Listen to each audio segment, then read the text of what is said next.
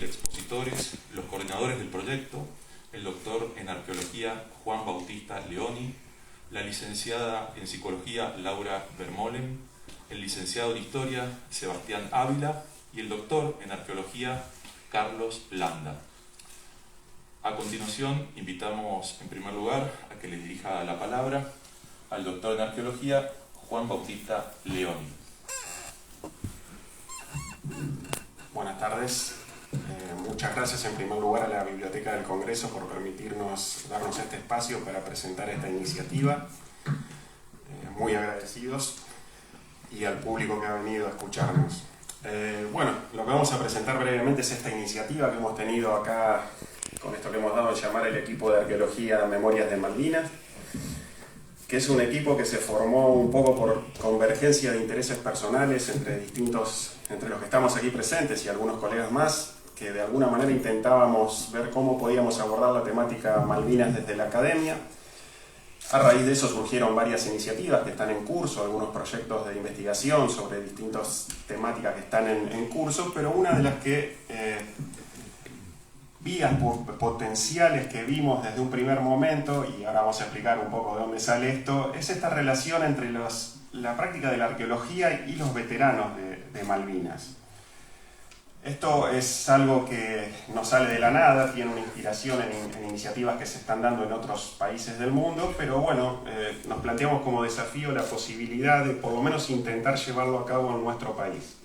Y de esa manera hacer un aporte desde la arqueología, no solo a la investigación de Malvinas o de la cuestión Malvinas, sino también directamente llegar a los veteranos y hacer un aporte positivo en términos terapéuticos o de salud mental, pero de eso mucho no me voy a meter porque va a hablar Laura específicamente.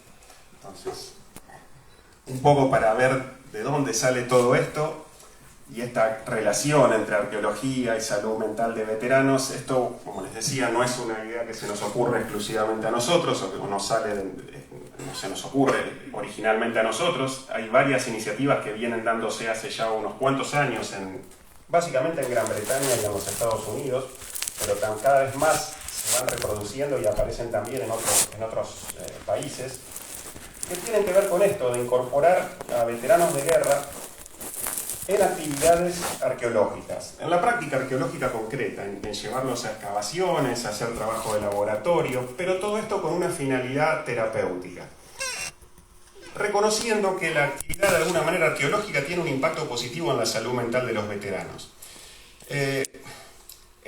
Hay varias iniciativas, por ahí la más conocida, por lo menos la primera, es una en Inglaterra que se llama Operation Nightingale. Hay una en Estados Unidos que es el American Veterans Archaeology Recovery, y una muy mediática porque tiene mucha repercusión, en la que se está en pleno desarrollo en la actualidad, que es Waterloo Uncovered, que es británica y se desarrolla en el campo de batalla de Waterloo.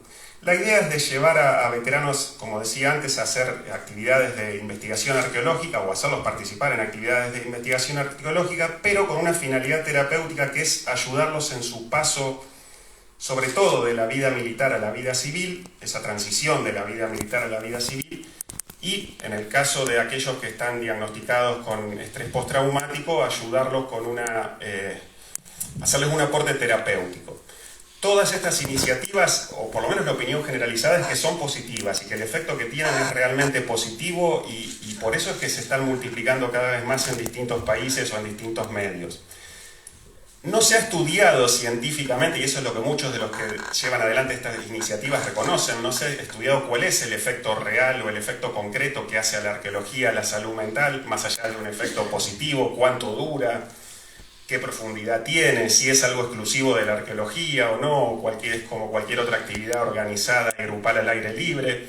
Obviamente la idea es que la arqueología tiene algo en particular que ayuda más o que se presta para que sea más benéfica.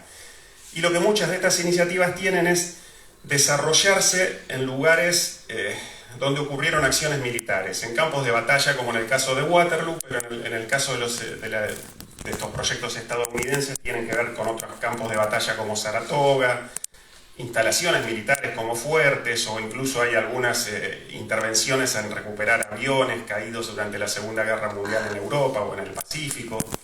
Entonces lo que está es esa vinculación de que no solo es arqueología, sino en particular arqueología de temáticas militares que permite crear una empatía directa entre los veteranos y lo que están haciendo o esta práctica arqueológica de la que están participando. En el caso de Waterloo Uncovered eso es más directo porque estos veteranos británicos pertenecen o pertenecieron a regimientos que en muchos casos también combatieron en Waterloo, entonces la vinculación, la empatía y la vinculación que se establece es bien directa. Pero bueno, básicamente esos son los antecedentes y en lo que nosotros nos inspiramos y empezamos a pensar cuáles serían los desafíos de llevar a cabo algo así en nuestro país. Y las diferencias son muchas, empezando por que en Gran Bretaña o en Estados Unidos tienen apoyo institucional muy sostenido, recursos financieros, a veces apoyo de instituciones estatales. En general funcionan como organizaciones de beneficencia o están organizados de esa manera, pero tienen apoyo institucional oficial bastante grande y esa es una de las diferencias que nosotros suponemos que van a ser fundamentales con nuestro caso. Pero bueno, básicamente esos son los antecedentes. Bueno, cuando pensamos en la arqueología, ¿no? Estamos atravesados por múltiples imaginarios, ¿no? Indiana Jones, Lara Croft, para los modernos, Howard Carter, la tumba de Tutankamón. Pero cuando nos remitimos a la historia de la disciplina, lo que vamos a ver, y sobre todo a nivel metodológico, es el aporte de militares, sobre todo del Imperio Británico y franceses, ¿no? Acá puse a modo de ejemplo dos grandes metodólogos de la arqueología, el general Pitt Rivers y el general Mortimer Wheeler, que desarrollaron, arriba podemos ver el método estratigráfico arqueológico, ¿no? Por excelencia, las capas que nos llevan hacia los pasados más remotos, y abajo el método por testigo método Wheeler, que básicamente con diferencias mínimas se mantienen hasta hoy. De hecho, los testigos de Wheeler han matado más de un arqueólogo, ¿no? Y ahí los puse, se colapsaban y caían, y bueno, morían bajo la tierra, o algún trabajador de las colonias. Bueno, los puse a ambos en su faceta militar. Pitt Rivers participó en distintos conflictos colonialistas de segunda mitad del siglo XIX, y Mortimer Wheeler fue un veterano de la Segunda Guerra Mundial.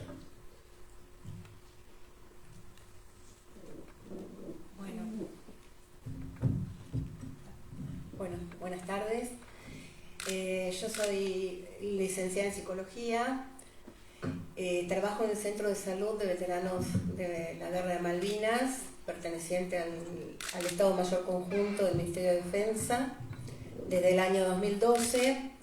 Y un poco lo que quería contarles era cómo se desarrolló esta institución, porque como todos saben, o muchos saben, al volver de la guerra los soldados no tuvieron ningún tipo de asistencia, más vale se los escondió bastante, y menos que menos en el campo de la salud mental.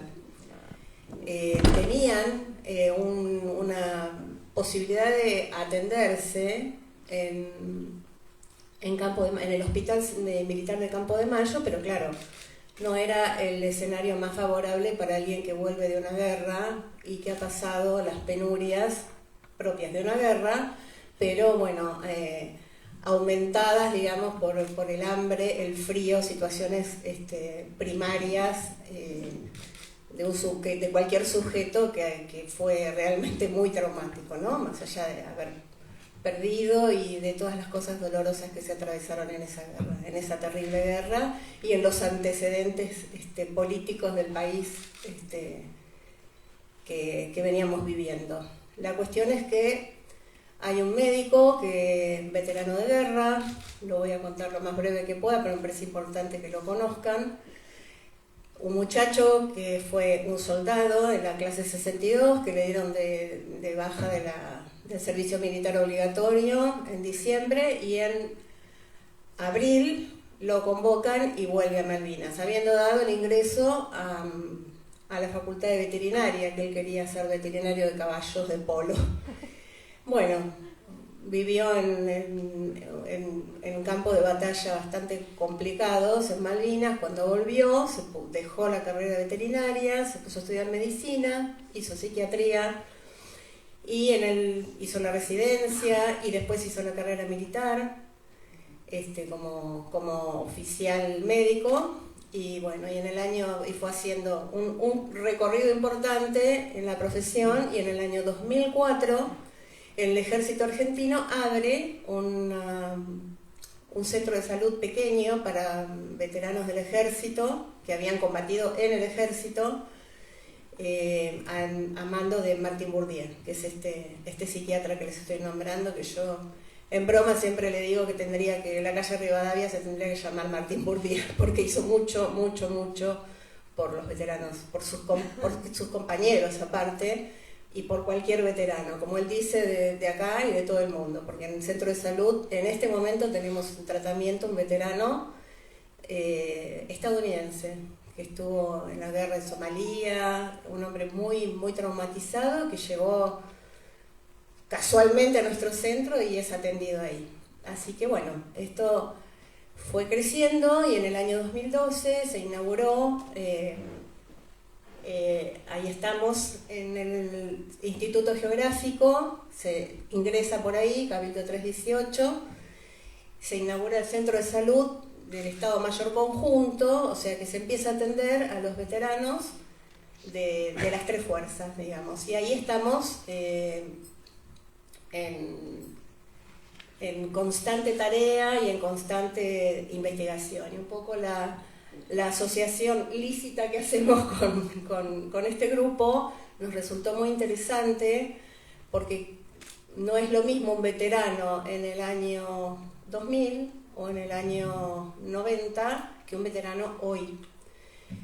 Creo que por suerte se ha malvinizado mucho, creo que por suerte están en una situación económica mucho más favorable, tienen muchas más posibilidades de ser atendidos. Claro que lo que no se atendió en su momento dejó fuertes secuelas, ¿no? Pero entonces la idea de esta tarea es, además de seguir difundiendo, digamos, nuestra práctica, nuestra atención terapéutica de salud mental a los veteranos, a sus familias y a los familiares decaídos en Malvinas, es que, bueno, esta actividad pueda servir, como dijeron, ¿no? Por lo pronto va a ser un disparador, no sabemos todavía bien de qué, pero seguramente va a ser muy terapéutico, porque también los va a correr de haber sido los únicos que fueron a una guerra,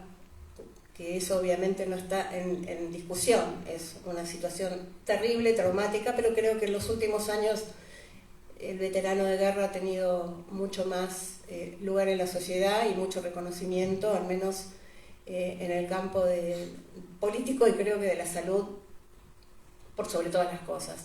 Así que bueno, le queríamos mostrar esto, ¿no?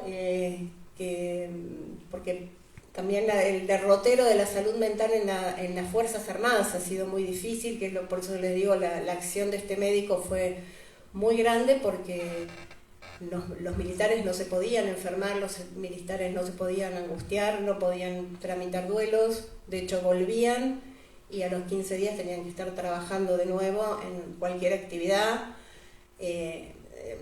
concerniente a cualquier cosa de lo militar, ¿no? Nadie los atendió, nadie reparó en esto. Bueno, hoy en día esto ha cambiado, hay evaluaciones psicológicas y psiquiátricas para ir a misiones de paz, para ir a las misiones de Antártida, para todo. Digamos, siempre hay un protagonismo muy grande de los profesionales de la salud mental. Y bueno, y esto de la decisión más valiente que de un soldado es pedir ayuda, tiene mucho que ver con este cambio de paradigma de la salud mental y las Fuerzas Armadas. Bueno, quería comentarles rápido también que nosotros en el año 2019, es decir, en el 2017 comenzamos una relación de trabajo con un grupo de calidad de las organizaciones de charity de Inglaterra, de Combat Stress, que vinieron, intercambiamos experiencias, porque ellos, como decía Juan, tienen la misión de acompañar a los soldados de la vida militar a la vida civil, porque allá todos son profesionales. Acá, cuando vinieron de Malvinas, la alta mayoría de los soldados eran conscriptos, eran parte del servicio militar obligatorio. Y tuvimos el honor de que nos invitaran después ellos a Inglaterra, y trabajamos conjuntamente. Hicimos jornadas acá con ellos y después fuimos nosotros a Inglaterra a participar de jornadas de ellos con un enriquecedor intercambio. Y en el medio de esto, bueno, ahora les vamos a hablar un poquito cortito de David Jackson, que es el que fue a ver Campo Minado, seguro lo conoce. Hicieron una obra de teatro acá no, hicieron una obra de teatro, pero fue por todo el mundo desde hace 4 años.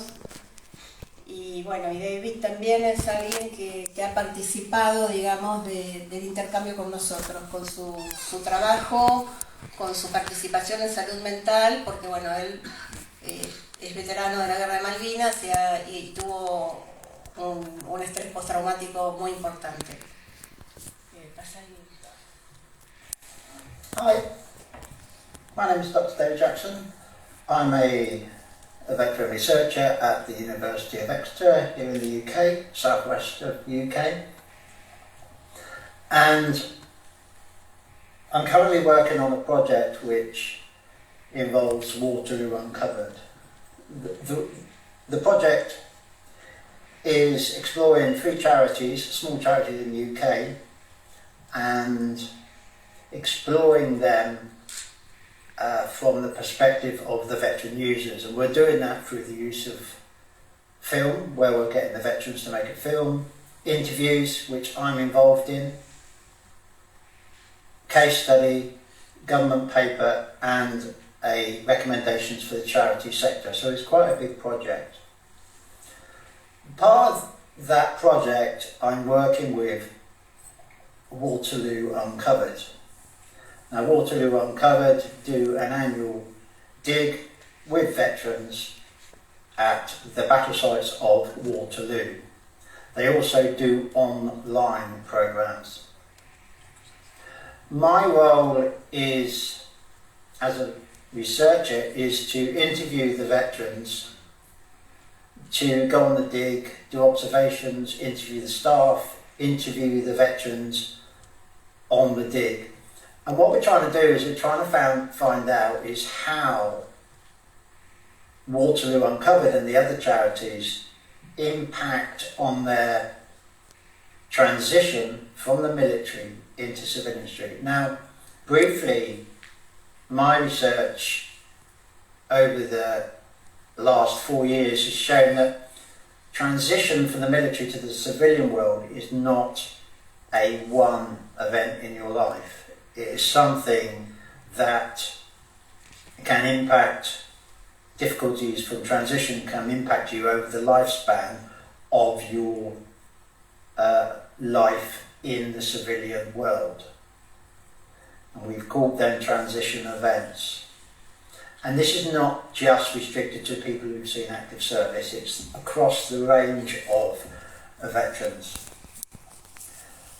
So, briefly, that is what I'm doing by being involved in the charity.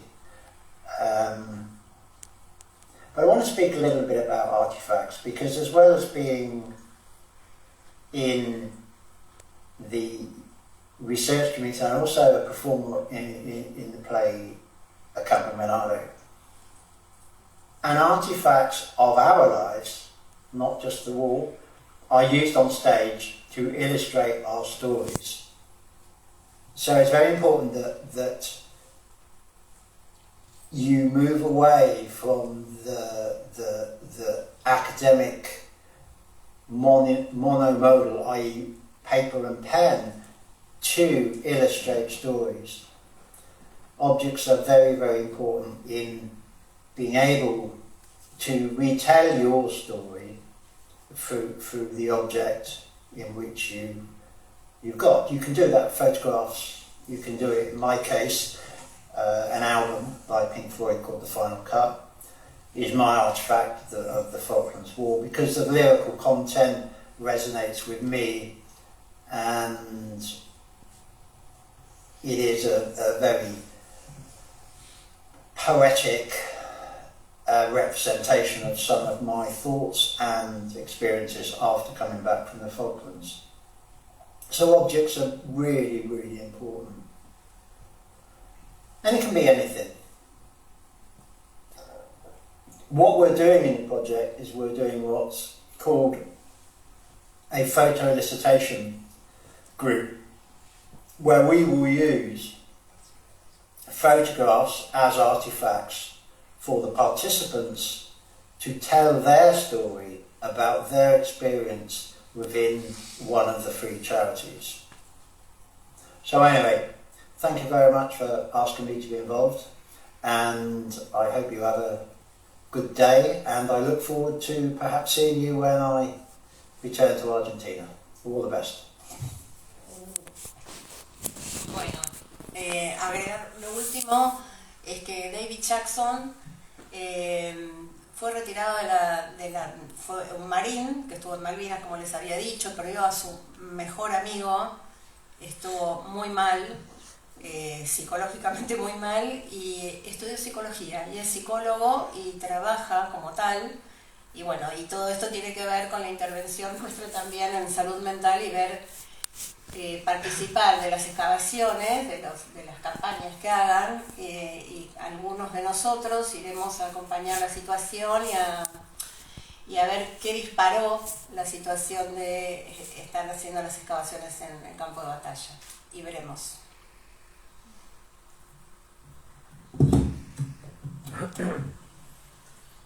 Bueno, un poco nos preguntábamos cuando nos conocimos con Laura, con Gastón, con el resto del equipo de salud mental, nos preguntábamos un poco, bueno, más allá de estas expectativas y estos antecedentes, por qué y para qué sería nuestro proyecto con veteranos.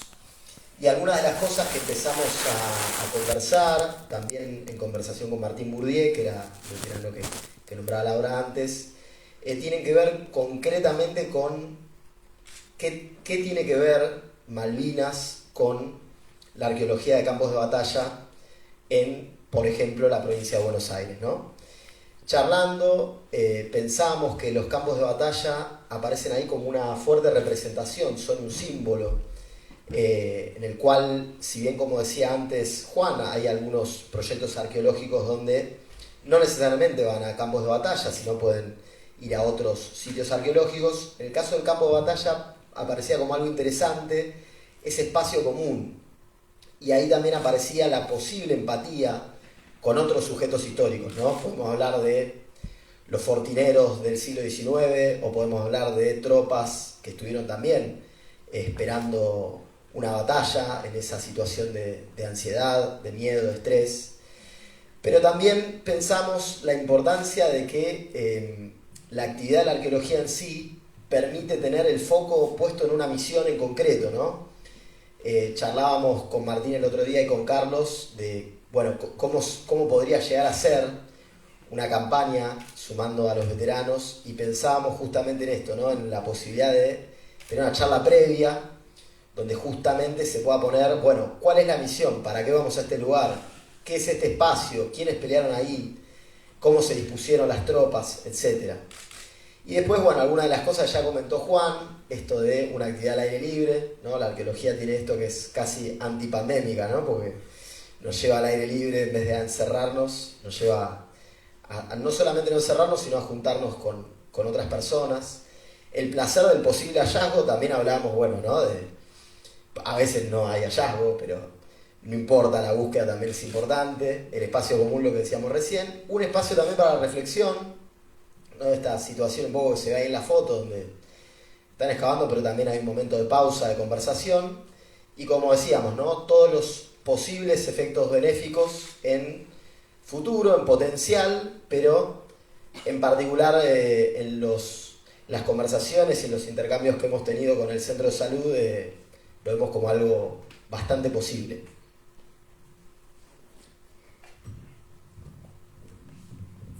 Bueno, sí, la arqueología es vida antipandémica, definitivamente.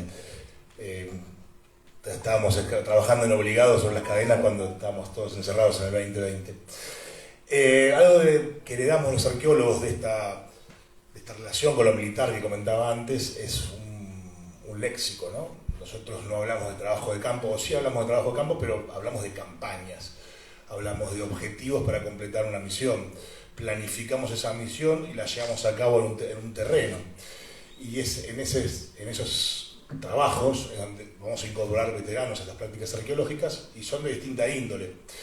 Hay campañas que son prospectivas, son de prospección, es decir, de reconocimiento de un territorio y de llevar a cabo un diseño de recorrido sistemático. Nosotros hablamos de transectas, ahí se pueden ver en la foto en el campo de Cepeda, Juan, ¿no? De Pavón, perdón, el campo de Pavón. Se ven unas líneas, ahí unos cordeles, en donde se recorre sistemáticamente un área determinada con detectores de metales para hacer detecciones subsuperficiales.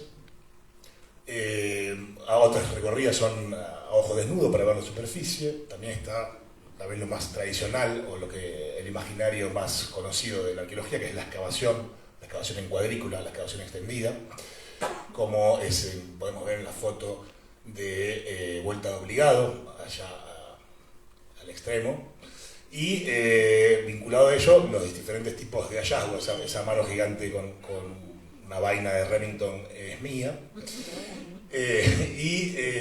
Los sitios que nosotros proponemos para la actividad en conjunto con los veteranos y con los profesionales de la salud mental son dos: campos de batalla y asentamientos militares. Le hace por esto fuertes y fortines del siglo XIX. Sin embargo, charlando con Martín Bourdieu, en la última entrevista que tuvimos, él nos recomendó sentarnos en el campo de batalla como símbolo que une con la experiencia de los veteranos. Los campos de batalla conté un poquito anteriormente, si me volvés. Bueno, sí. Bueno, tenemos una amplia gama de campos de batalla, desde todos contemplados en la segunda mitad del siglo XIX, desde Vuelta de Obligado, ¿no? La batalla del 20 de noviembre de 1845, Día de la Soberanía Nacional, donde también han participado británicos y franceses, ya conflictos civiles, las batallas llevadas a cabo por entre Mitre y Urquiza, que trabaja Juan. Las de Obligado están trabajadas por el doctor Mariano Ramos. Juan ha trabajado en Cepeda y en Pavón, y en Cañada de Gómez. La batalla de San Carlos, una batalla de dimensiones, de grandes dimensiones, entre diversas etnias indígenas y las fuerzas huincas, las fuerzas de los milicos de frontera. Y la batalla de la Verde, otro conflicto civil donde también aparece Mitre ahí haciendo de las suyas,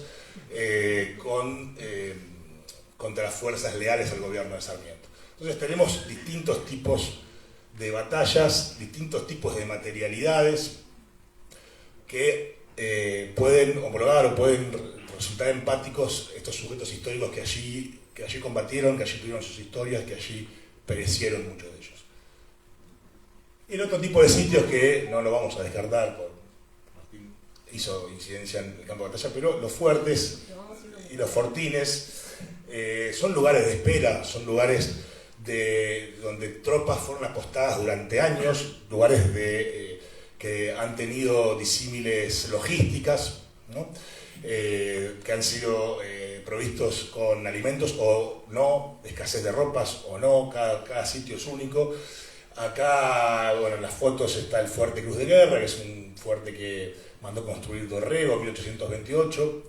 Es un fuerte único en sus características, que estamos trabajando desde hace unos años. Ahí se puede ver los baluartes, ¿no? Es un fuerte de planta europea diseñado para un tipo de conflicto con pueblos indígenas que no ameritan baluartes con artillería, por ejemplo. Sin embargo, bueno, podemos pensar que también esperaban otro tipo de enemigo, como el Imperio de Brasil o con los propios británicos. Pero asimismo también campamentos, como los campamentos de Calá de la Vanguardia, los campamentos que hizo Urquiza, y otros fuertes y fortines del conflicto de frontera. Bueno, como decíamos antes, algunos datos que recogimos de este intercambio tiene que ver con esto que decíamos, posibles similitudes o diferencias entre los veteranos de Malvinas y otros actores históricos como los que nombraba Carlos recién. También pensábamos que es importante esta tarea porque justamente puede revitalizar también, más allá del reconocimiento que ya existe, puede revitalizar también el lugar como actor histórico activo de los veteranos de Malvinas en el marco de todas las diferentes luchas que hubieron en nuestro país. Hay un mapa muy interesante, el MICA, donde se ven la cantidad de conflictos que hubo a lo largo y a lo ancho de nuestro territorio y de nuestra historia, donde se ve que claramente hubieron otros actores que estuvieron en situaciones similares. Y también hablábamos un poco de, la arqueología también la rodean actividades informales de campaña, por ejemplo, compartir el desayuno, el almuerzo, la merienda, la cena, poder compartir un fogón. Y pensamos también, y Martín un poco nos hacía hincapié en esto, en que más allá de la proyección en sí, realmente puede llegar a ser también una actividad sumamente placentera y divertida, en la cual se pueda encontrar justamente este efecto terapéutico, quizás hasta en algo hasta sencillo. Bueno, un poco les compartimos nuestros medios de contacto y de comunicación, ya que esta actividad es el primer lanzamiento del proyecto, por lo tanto estamos abiertos a recibir comunicaciones, tanto para presentar el proyecto en otros lugares como para recoger obviamente, ¿no?, la comunicación de veteranos, veteranas que quieran acercarse y quieran participar de las actividades que están proyectadas, las campañas que se proyectan para que puedan sumarse, también en las redes sociales. No sé si quieren agregar algo más, futuras campañas. No, la idea de poder ajustar la metodología y llevar a cabo la práctica estaría pensada en un principio para las campañas de fin de año, cuando haga un poquito más de calor.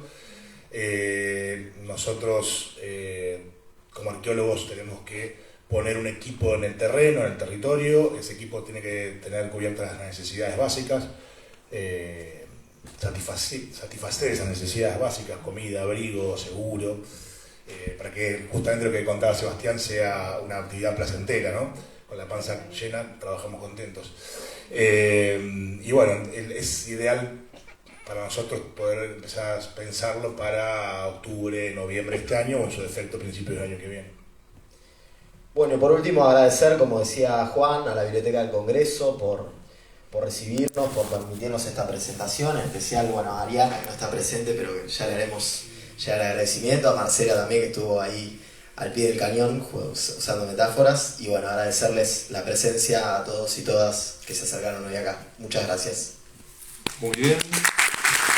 Muchas gracias a los coordinadores por su exposición. De esta manera damos por finalizada la presentación del proyecto Veteranos de Guerra de Malvinas, Arqueología y Salud Mental, una vinculación potencialmente enriquecedora, organizado por el equipo de Arqueología Memorias de Malvinas y el Centro de Salud Veteranos de Malvinas del Estado Mayor Conjunto de las Fuerzas Armadas. Desde la Biblioteca del Congreso de la Nación les deseamos éxitos en este importante proyecto. Cuentan con nuestro apoyo para que así sea. Muchas gracias a todos y todas por su presencia. Que tengan muy buenas noches.